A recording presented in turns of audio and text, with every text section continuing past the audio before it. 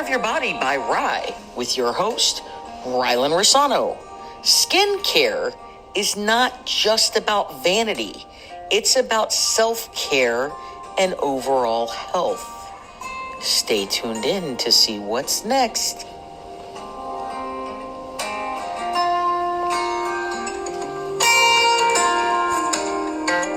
I hope you're smiling because it's me, Rye. Hi, everyone. So today I'm with an amazing girl boss. Do you want to introduce yourself? Sure. Thanks so much for having me, Rylan. My name is Rachel. I am a 27-year-old living in Columbia, Maryland. So for those of you who don't know, I wouldn't have known this either. It's actually between Baltimore and DC. So right up there in kind of the Northeast area. I actually went to University of Miami down in Miami though, and then Nova down in Fort Lauderdale. So spent a lot of time down in South Florida. So I still consider that my home or second home now. And just a little bit about me. I am a board certified physician assistant with some work experience in dermatology. I'm also an independent consultant and district manager with Arbonne International, which is a health and wellness company. And as of very recently, a 200-hour certified yoga teacher, which I'm very excited to say. Yay! She's a Thank queen, you. basically. So thank you so much for giving that information, and thank you for being on my podcast today. It's literally an honor to have you on. I'm so excited to talk to you, and I'm just literally in shock that you're on my podcast. Oh, you are so sweet. I've never been asked to be on a podcast before. So when you reached out to me, I thought it was the biggest honor. So thank you again for allowing me to have this opportunity. Oh, that's so sweet. It's so cool that my podcast is your first one. Okay, so I have a few questions for you. Are you ready? They're in regards to skincare and wellness because you kind of just summed up that you're big into both those things. Yep, totally my jam. Let's go for it. Okay, so can you recommend any specific skincare products or ingredients that are especially beneficial for maintaining healthy skin? So this is probably a little cliche to hear, but as a dermatology PA, of course, the number one thing I have to recommend is sunblock. If you are going to be putting anything on your skin or do any type of treatment to your skin, you need to be wearing sunblock because that is just the number one thing. Regardless if you're doing nothing else, sunblock is still going to be the number one thing that I recommend. Not only does it help protect against skin cancer, but it's also going to protect you against the harmful UVA rays that can help to cause premature aging, such as the hyperpigmentation spots, fine lines, and wrinkles. So keeping your skin youthful with sunscreen would definitely be my biggest recommendation. Number two, if you're going to add anything on, I would recommend a retinol or a retinoid. That is something that you would add in at night. A retinol is something that you get over the counter. And then the retinoid, such as tretinoin, is one that would be prescribed in office. And what this does is it helps to turn the skin cells over a little bit more quickly. And that's a big component of aging, acne, fine lines, and wrinkles. So by targeting that with the retinoid, will help the skin look a little bit more youthful as well. Big things with that, though, you don't want to use it if you're pregnant, you're breastfeeding, and it does make you a little bit more sensitive to the sun. And that's why I always recommend sunscreen. But I think those are the two main players that I would recommend for basically everyone who's interested in protecting their skin and keeping it as healthy as possible.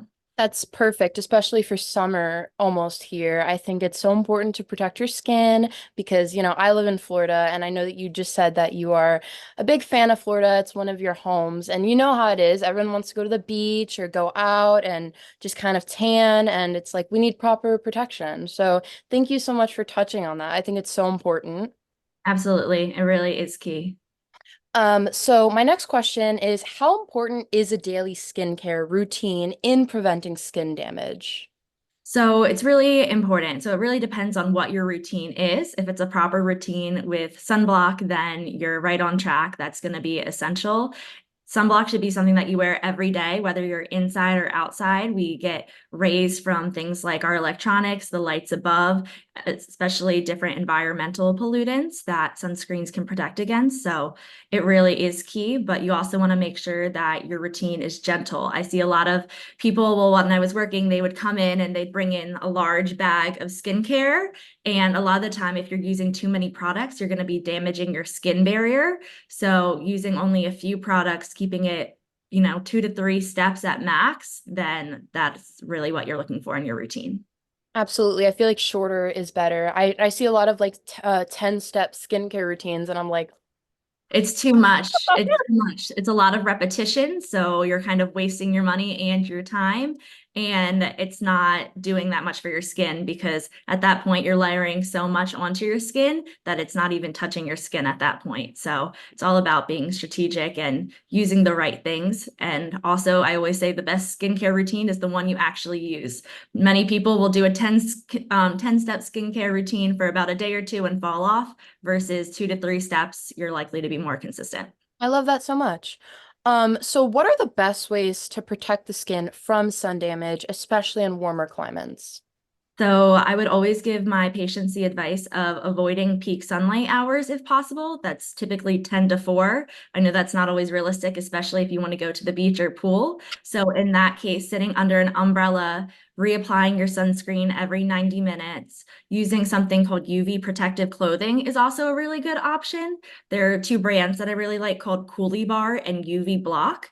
And instead of having the human error of having to make sure that you don't miss any spots with sunscreen or reapplying, the UV protective clothing is essentially just clothes that you wear that protect you from the rays.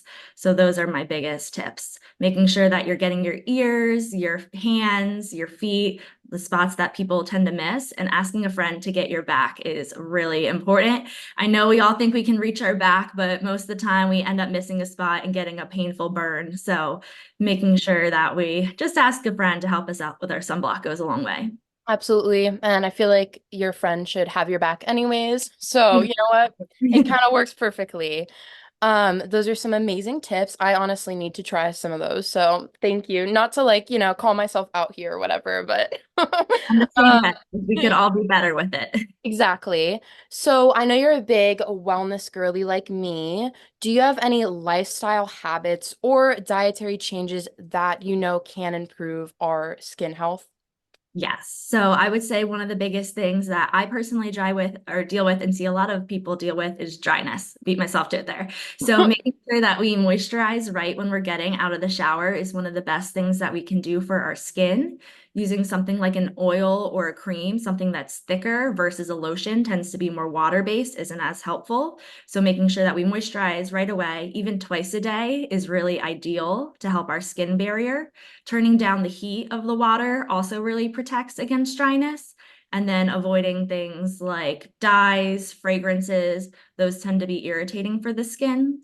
I also really like dry brushing. I started to incorporate that recently. So, do you know what that is? Are you familiar with that? I do, yes. Okay, yeah, I'm a big fan of it. So essentially, it's just the brush, and you're essentially helping your lymphatic system and doing some light exfoliation, brushing from your feet towards your heart and moving just in short strokes. And as long as you don't have any type of rash or inflammation or open wounds, it's a really great way to just help the circulation in your skin.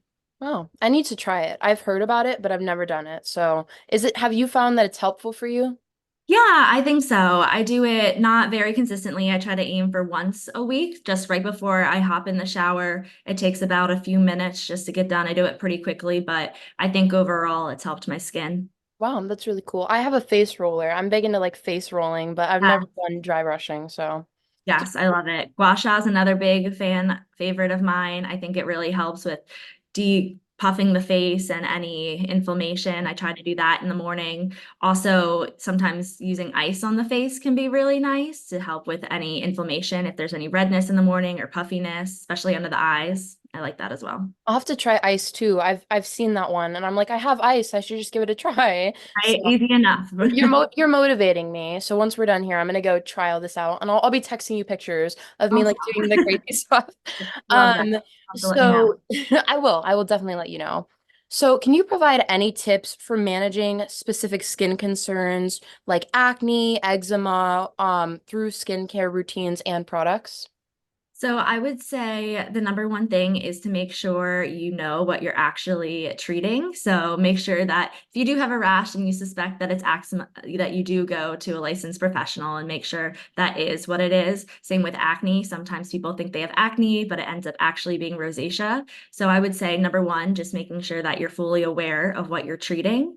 Number two, acne is a tough one. I feel like with this day and age, we're seeing a lot more people with acne lasting into their later 20s, 30s. It tends to be tough because there's a lot of different components that go into it.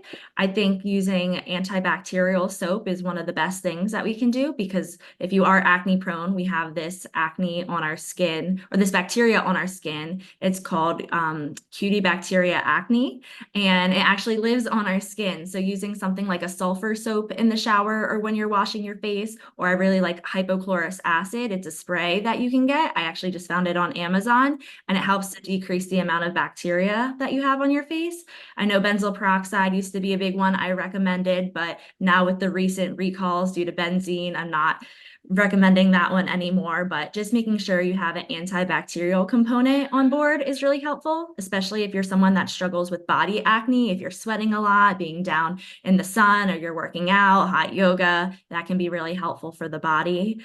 Um, when it comes to eczema, it's all about protecting your skin barrier. So making sure that you're turning down the heat in the shower to prevent that dryness. You're moisturizing twice a day. Again, you're avoiding any scents, dyes, or fragrances.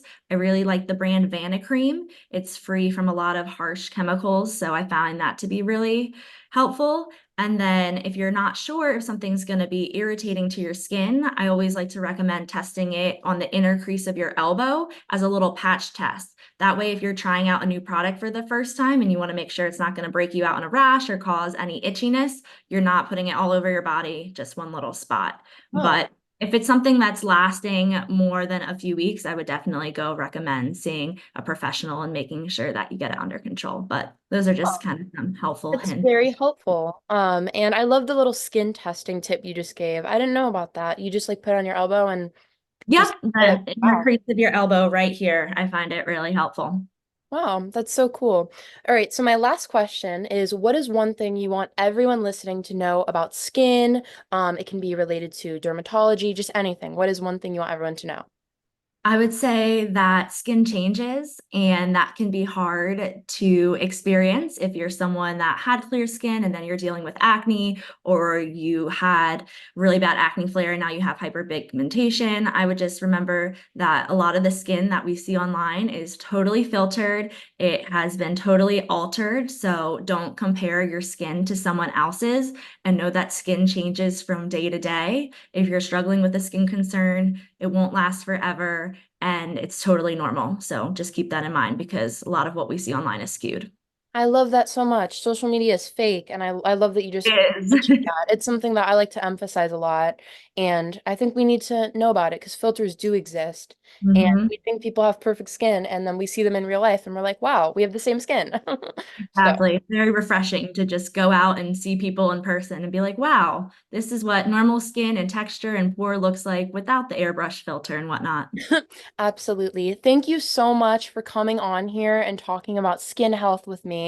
It's something I think is really important, and we need a lot more awareness on it because we have skin, we go out in the sun every day, and we don't know the damage that it can potentially be doing. And it's just so important to know how to treat your skin and take care of our bodies in that way. So thank you so much. Absolutely. I always like to remind people that the skin is our largest organ. We don't always think of it that way, but if you're taking care of yourself, your skin is an important part of that. So thank you so much for having me. I hope that these tips were helpful, and I'm so glad to be a part of your podcast. I think what you're doing is amazing. Oh, you're so sweet. Thank you. It was truly an honor, and I'm so, so, so lucky to call you a friend. Oh, you as well. Thank you so much. Bye. Bye. Thanks for listening to this new episode of the Take Care of Your Body by Rye podcast, and make sure that you take care of your skin and your body today. Check out Rachel Farmer. She's an amazing person, and I'm so honored to know her and call her a friend. And remember, take care of your body. There's only one of you. As always, with love, Rye.